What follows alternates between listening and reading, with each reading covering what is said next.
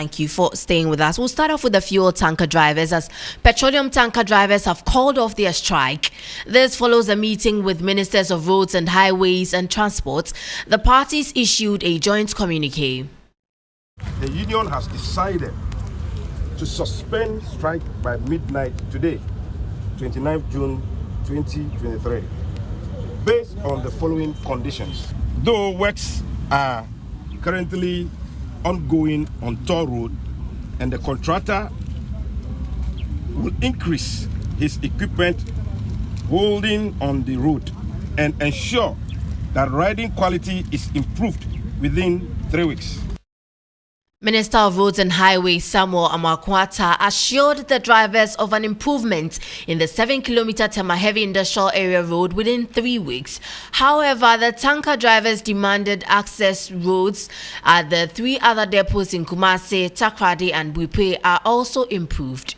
Works on this access road will be commenced by tomorrow, 30th June 2023.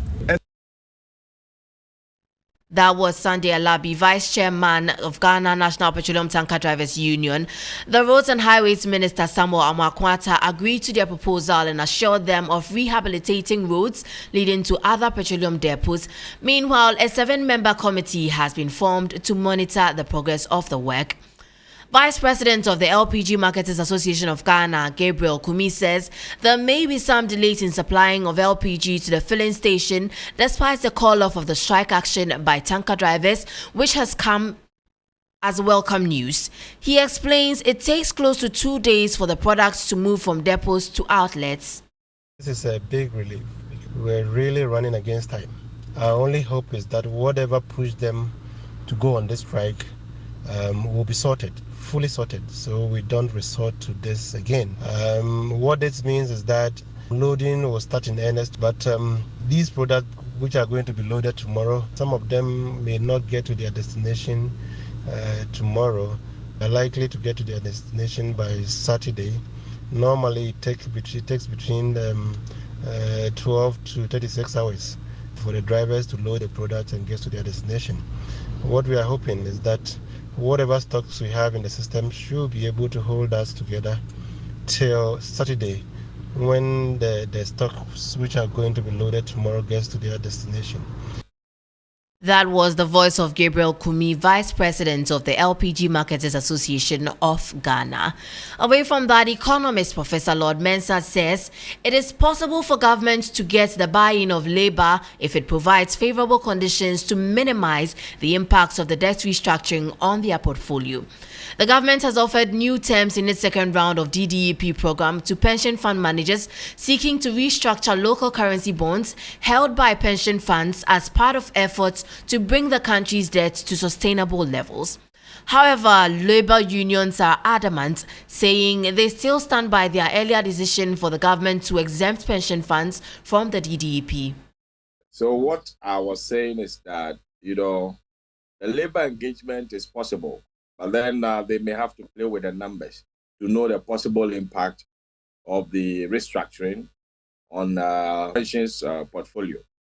And if it turns up that it will affect, day-to-day obligations of the pensions portfolio, then I don't think the government will get the buy-in of the labor. And then there should be a way out, depending on how they peg the interest rates that is going to be paid as a result of the restructuring.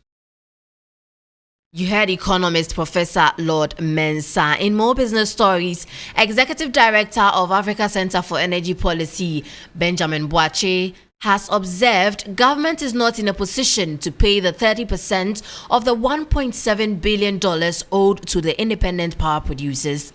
The 30% translates to some $400 million. The IPPs have said payment is necessary, else payment is necessary for power or they will fail to deliver power generation needs to the national grid beyond June 30, 2023.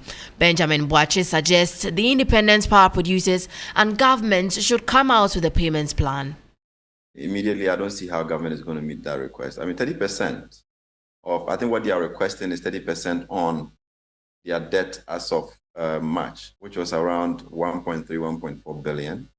So that alone, 30% is close to 400 million.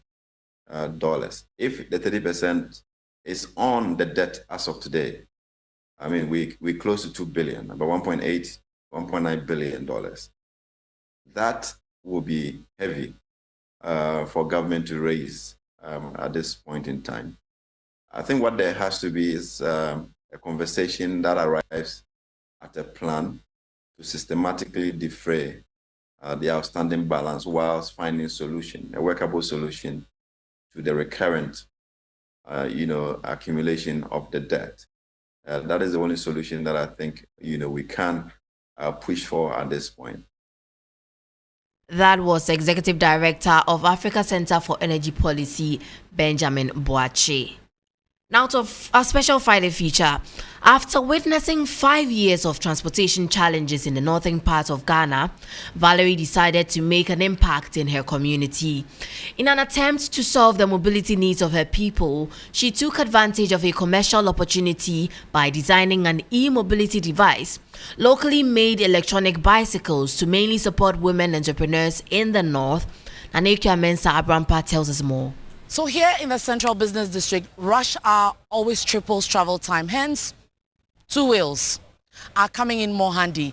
It is a common sight in the Western world with its contribution to the green economy, and it's gradually entering the Ghanaian market. But how ready are businesses and individuals for the e-evolution? Let's find out. Talk about passion, turn business, and that is the story of Valerie Labi. And spent a lot of time at a community level working with different households, entrepreneurs, business people, market women, and everyone kept coming up with the same issue, that transport was expensive, fuel prices kept rising, it wasn't reliable, and they didn't have something that really suited their micro-mobility needs. So that kind of triggered something in me to start looking at what are the opportunities to look at mobility differently. The full story will be played on Business Daily at 12:30 p.m. today. Do make a date with us. Now, banking consultant Manu Afful has warned commercial banks to take a cue from the current predicaments facing Fidelity and First National Bank following a suspension of their forex trading licenses. The Bank of Ghana has taken action against the two banks for breaching sections of the Ghana Interbank Forex Market rules, including a combined fine of 1,000 penalty points each.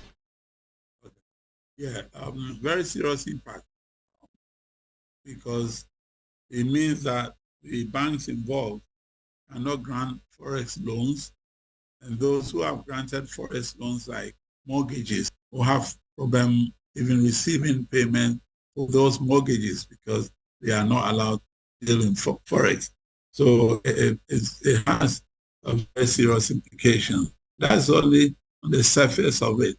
If you go deep down, the customers that they are dealing with, whose businesses are in forex, are also going to suffer because now it means they have to find correspondent banks to be able to handle their activities. So for what has happened, it's got very serious implications, both for the banks involved and their customers and the banking sector as a whole. Banking consultant Nana Utu Ichampong there. The Ghana National Chamber of Commerce and Industry is pressing on government to scrap the COVID-19 levy in the mid-year budget. The levy was introduced as part of government's response to the pandemic. However, it has since been greeted with a lot of resistance by industry players due to the worsening economic situations. President of the Chamber, Clement Osei-Amoako, was speaking at a bazaar in Accra. After the haircut, when others have lost their monies, this is not the time that we will overburden us. And mind you, we are not in a closed economy. We are in a competitive environment. So as long as we are overburdened with tax and other things, people will have to find a way of making their business survive. And as a businessman, if you have gone for a loan, and there is a high cost of credit too, that you go for a loan for X amount and not able to break even and you are making losses, then they will take a decision. And I don't think that those decisions that they want to take is good. A lot of people have started putting their businesses outside. Warehouses are outside, where they are exporting goods. When they import goods, they clear it and take them gradually into our economy. Why? Because the taxes are too much. President of the Ghana National Chamber of Commerce and Industry, Clement Osei Amwako, there. Now let's take a look at how the city is faring against major trading currencies and how some of our key commodities are faring on the global markets.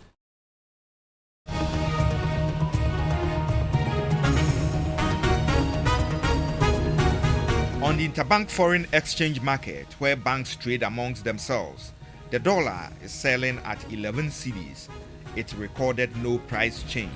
The British pound lost 1 peso, selling at 13 cedis 9 pesos, and the euro is selling at 12 cedis. It lost 1 peso.